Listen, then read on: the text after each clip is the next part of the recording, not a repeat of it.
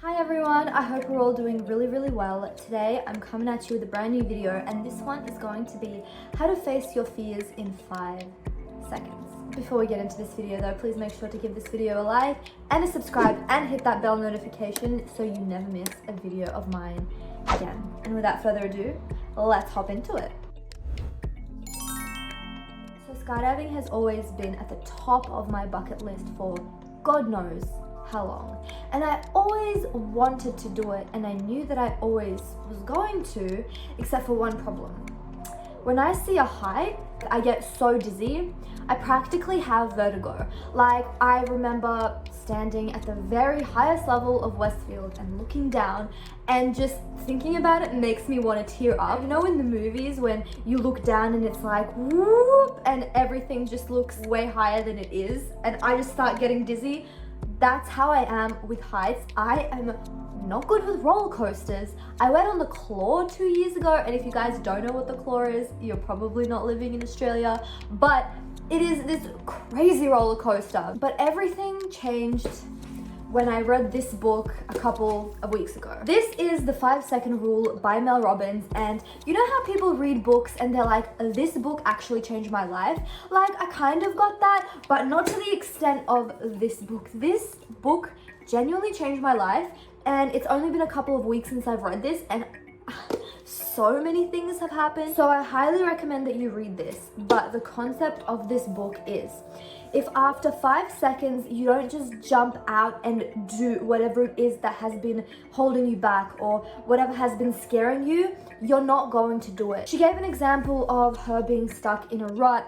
She was financially drained, there was failures coming up in her business, and she got to the point where she couldn't even get out of bed. And she describes it way better than I do, and I'm gonna keep on plugging this book throughout the video. But basically, she understood that she had to jump out of bed like a rocket in 5 seconds, or she wasn't going to do it. Without thinking about it, she laid in her bed, did not want to get up. She was hungover, she felt horrible, but while she was laying in a bed of pity, she counted down 5, 4, 3, 2, 1, and without even thinking about it, she just sprung up like a rocket, and that's it. And that's all there was to it. So the 5-second rule is, the moment you have an instinct to act on a goal, you must 5, 4, 3, 2, 1 and physically move, or your brain will stop you. And this has happened to me so many freaking times. If I was gonna be speaking up while I was in class, I gave myself all these excuses, being like, oh, I'm just gonna practice at home, and then, you know, the next day I'm gonna speak out. But it never happened. Telling my feelings to someone, breaking up with someone, it got pushed back to the point where I was so uncomfortable that I just needed to let it out. You can be thinking and thinking and thinking all day long for 5 years, for 10 years, all of your life, but nothing is going to come of it. That's just how human nature operates. It's not like I went out of my way to go skydiving. I was planning on going to Byron Bay, and my friend Sahar, shout outs to Sahar, said, hey, you know what we should do? We should go skydiving. Little did Sahar know that I am deathly terrified of heights.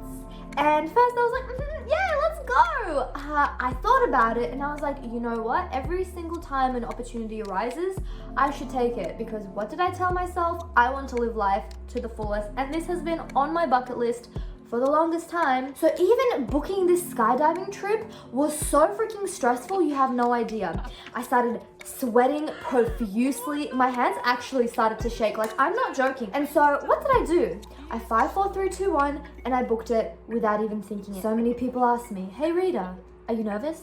Hey Rita, are you scared? And you know what I told them, and you know what I tell every single person when they ask me this question about anything? I say no, I'm excited. Because you know what that does? It switches your brain and tells you that this is something that's positive. Because in this book she explains that being excited and being nervous is basically the same thing. Scientifically, our brain reacts whether it be if you're excited or if you're nervous. It's just the wording that has negative and positive connotations to it. We ended up going up onto the plane. We started going up 5,000 feet, 10,000 feet, 15,000 feet. I was with my friend and I was trying to block out all of my negative thoughts, and I was shaking. I told myself, You need to theoretically, factually understand something. Are you physically in danger? What is realistically the worst thing that could happen? Things can happen when you're skydiving. That's why everyone is so afraid of it, right? Statistically, everyone gets out fine. It's very rare where there's accidents occurring. It's the same thing as going on a plane or driving a car or even stepping outside. There's always going to be a risk, but does that mean you're going to be sitting in your room all day? No. You need to physically move your body without thinking. Like, your body is a fucking vessel and you are just acting out without being like, oh, I'm walking right now. Oh, I'm jumping out of a plane. You need to just do it. Decide if you'd ride. Oh, baby, are you gonna ride for me? Would you ever lie for me? Would you still cry for me? I want you to try for me. Seems to happen all the time, no. You leave me out to try, no. You've been sneaking on the side, no. You've been playing, and I'm done waiting. 5, 4, 3, 2, 1, and just jump. And so that is exactly what I did. First of all, no one tells you that skydiving is a really fast experience. In the movies, people are just sitting there leisuring around. People like last minute saying, oh no, I'm not gonna do this. When you're skydiving in Australia, you have no choice. Once you're up there, you're going down. I blocked everything out and it came down to that moment. The instructor was behind me. He told me to move because we were at the very back of the plane. That was really fun. I was the last one to go. We were moving and I was like 5, 4, 3, 2. And then I peered down and I literally saw nothing. Like, it was really cloudy.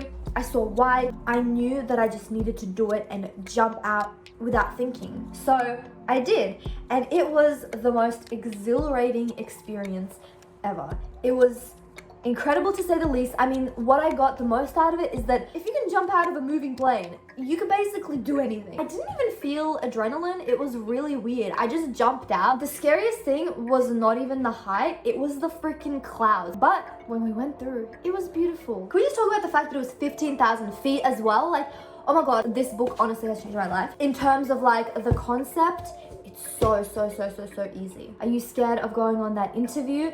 Don't think about it. Theoretically, you know, prepare, do your best, but when it comes to going on that Zoom call or that Google Hangouts call and you're freaking out, it doesn't matter. You're always going to be freaking out. There are people that have been doing public speaking for 15 years and they still freak out every single time they go out on the stage.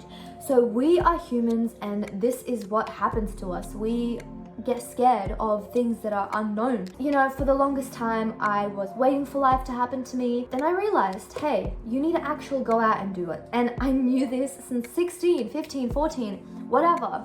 But in practicality, it doesn't matter how much you know. You have to jump out of a plane. You have to ask that guy out on a date. You have to give that amazing speech at work or at the TED Talk or while you're in an interview, not theoretically sit and pontificate on all of the ways you're going to do it. You just have to do it. I'm gonna leave you guys with that. I hope that made sense and it was inspiring to you. Please make sure to give this video a like again and subscribe, and make sure to hit that notification bell so you get notified when I post a video, which is every Sunday. I love you guys so much and I'll see you in the next one. Bye everyone.